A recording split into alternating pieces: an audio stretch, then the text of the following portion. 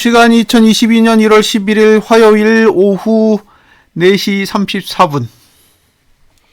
자, 장이 끝났습니다. 코스피 200 지수 확인해 볼게요. 388.97. 월봉은 여전히 변화가 없어요. 예, 아래 꼬리가 살짝 달리긴 했는데 그렇다고 크게 상승한 것도 아니고 애매한 위치에서 계속 머물고 있습니다. 394 위로 올라가야 오류가 없고요. 394 아래에서 머물게 되면 계속 373으로 회귀해야 되는 구조가 유지됩니다. 자, 거래량 오늘까지 7거래일인가요? 7거래일 동안 34.03%. 04%니까 지금 거래량은 1% 정도 감소하고 있어요. 그러니까 늘리진 않는 거죠. 지금의 흐름으로 보면 아직은 거래량을 크게 발달시키지는 않고 있습니다. 그러니까 내리는데 거래량이 증가하지 않는다라는 건 하락에 유리하다는 뜻은 아니에요. 그러니까 지금은 그냥 딱 적정한 거죠. 상승에 유리하다라고 보기에도 거래량이 그렇게 적은 건 아니고요. 그리고 하락에 유리할 만큼 거래량이 크게 나오지도 않았기 때문에 지금은 그냥 어중간한 상태라고 보여집니다. 자, 주봉도 어지간하죠. 예, 뭐 꼭 올라야 되는 것도 아니지만 내려야 되는 것도 아닌 거예요. 올라도 그만 내려도 그만 그런 자리에서 가만히 있어요. 그러니까 지금 상태의 주봉을 보고는 일단 판단하기는 어려운 거죠. 애매하게 움직이고 있습니다. 애매하게 움직이고 있기 때문에 애매하다라고 밖에 얘기할 수밖에 없는 거죠. 거래량은 41%, 그러니까 1.2% 정도 증가하고 있어요. 그러니까 거래량은 월봉은 줄고 주봉은 늘고 그런 수준이에요. 자, 일봉으로 가보겠습니다. 오늘 일봉은 위아래 다 박스를 쳤어요. 그래서 상단선 맞고 내려오고 하단선에서는 올라오고 움직이질 않고 있죠. 크게 보면 지금 4거래일 동안 횡보하면서 옵션 풀이만 계속 작살내고 있어요.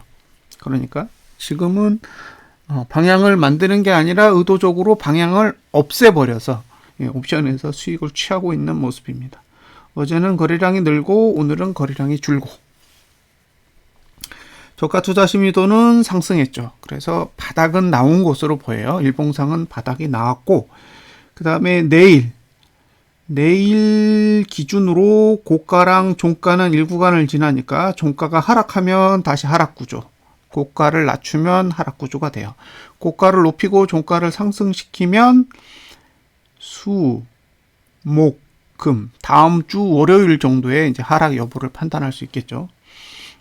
그래서 내일 내리면 하락에 유리한 의지가 되는 거고요. 반대로 내일 오르면 이번 주는 상승에 조금 더 유리하게 작용할 가능성이 높습니다. 단 일봉에 한해서요. 일봉에.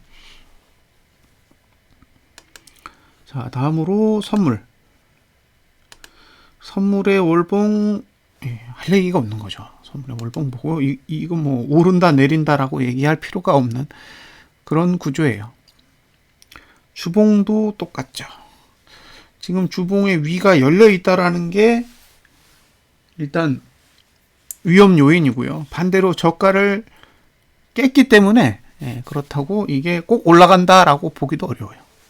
그래서 지금은 내려갈 수 있는 구조를 만들어 놓았다라는 정도만 이해하고 넘어가시면 될 것 같습니다. 자, 코스피 200 지수의 일봉은 거래량이 줄었는데 선물은 늘었어요. 그리고 코스피 200 지수의 일봉은 전봉 고가를 넘었는데 선물은 못 넘었어요. 그래서 선물의 입장에서는 고가 투자 심리도가 수, 목, 만기일까지 내려가요. 그래서 선물의 차트와 현물의 차트가 완전히 다르게 만들어져 있다라는 건 감안을 하세요. 예. 딱 현물만 보면 이거 바닥 나왔고 내일만 잘 버티면 오르겠어 라는 생각이 드는데, 반대로 선물을 보면 내일 못 오르면 만기일까지 쉽지 않은 구조라고 보여집니다. 그래서 그런 부분을 좀 신경을 쓰셔야 될 것 같아요. 오늘 고가를 못 넘으면 매도하셔도 돼요. 오늘 고가를 못 넘으면, 내일 오늘 고가를 못 넘으면 매도하셔도 되는 거고, 반대로 오늘 고가를 넘으면 이제 매도를 하면 안 되는 거죠. 지금은 주봉, 월봉은 매수도 안 되고 매도도 안 되고 둘 다 안 되는 구조이기 때문에 지금은 일봉만 딱 보시고 단기적으로 포지션을 구축을 하셔야 됩니다. 그래서 제 입장에서도 답답해요. 다음 주는 돼야 이러쿵저러쿵 얘기를 할 수 있을 텐데 지금 상태에서는 할 수 있는 얘기가 없습니다. 자, 돈을 볼게요. 자, 개인이 2,179억을 매도했고 외국인이 4,863억을 매수했고 기관이 2,672억을 매도했습니다. 그러니까 기관은 매도, 외국인은 매수예요. 그런데 선물은 외국인이 173억밖에 안 샀어요. 그러니까 선물은 매수 안 하고 현물만 매수하고 있는 상태예요. 옵션은 개인이 풋을 96억 샀고 외국인이 풋 매도를 95억 했기 때문에 일단 아래를 계속 막고 있는 거예요. 내려가기는 싫은 거죠. 근데 위로 가겠다라는 의지는 잘 모르겠어요. 이 구조하에서 이게 위로 가려고 차트를 그려놓은 거라고 보기에는 좀 애매함이 있는 거죠. 단지 아래로 내려가지 않기 위해서 계속 풋 매도를 하고 있는 것만은 사실로 보입니다. 자, 지금 보시는 화면은 현물이에요. 현물. 6천억이 현대글로비스 물량이니까 그걸 개인한테 넘겨주면 개인은 2.8조 원, 2.8조 원이고 그 다음에 외국인은 1.6조 원 정도 되는 거죠.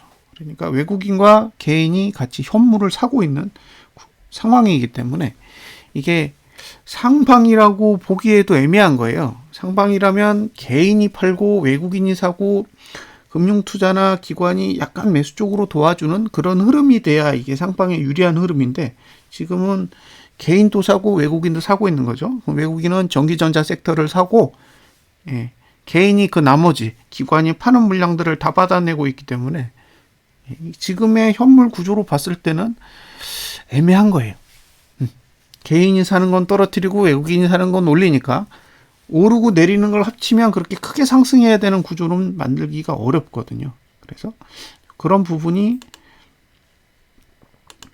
살짝 문제가 될 것으로 보이고요. 반면에 이제 선물은 거기다가 매도예요. 그러니까 외국인은 현물을 사는 것만큼 비슷하게 선물 매도를 들고 있는 거잖아요. 그럼 선물은 팔고 현물은 사기 때문에 지금 상태에서는 상방도 하방도 아닌 거죠. 선물로 누르고 현물로 받치는 그런 형태가 됩니다. 그래서 지금의 자금 흐름으로 봤을 때는 박스권 형태를 그리고 있는 것처럼 해석이 됩니다. 자, 외국인은 선물 매도, 개인은 현물 매수예요. 이 구조만 봤을 때는 이건 하락에 맞는 흐름이란 말이에요. 그런데 외국인이 현물을 매수하고 있기 때문에 하락도 아닌 거죠. 그러니까 지금은 상승도 아니고 하락도 아닌 그런 상태를 유지하는 자금의 형태라고 보여집니다.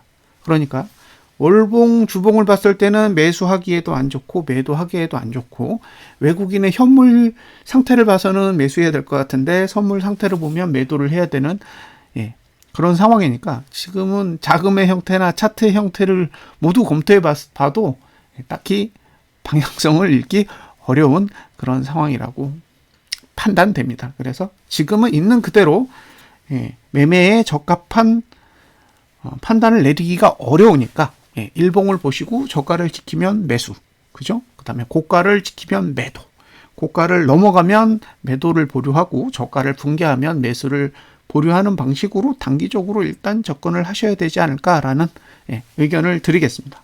자, 여기까지 분석 마치겠습니다. 감사합니다.